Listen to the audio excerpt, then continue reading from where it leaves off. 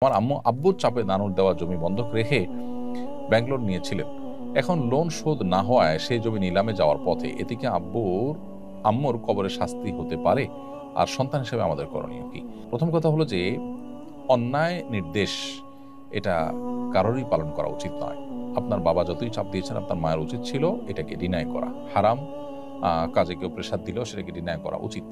তারপরে যদি তার ডিনাই সত্ত্বেও তাকে নিরুপায় করা হয়, এরকম পর্যায়ে নিয়ে যাওয়া হয়, তাহলে আশা করা যায় তিনি এর দায় থেকে মুক্ত থাকবেন। তারপরও যেহেতু এ ধরনের একটা গুনাহের কাজের সাথে তিনি জড়িয়েছেন, সন্তান হিসেবে আপনাদের কর্তব্য হলো এখন তার জমি বিক্রি করে হলেও ঋণ পরিশোধ করে দিবেন। এবং তিনি যে অন্যায় কাজ করেছেন, হোক সেটা চাপের কারণে করলে হয়তো অন্যায়ের মাত্রা কমবে, কিন্তু তার অন্যায় তো অবশ্যই হয়েছে।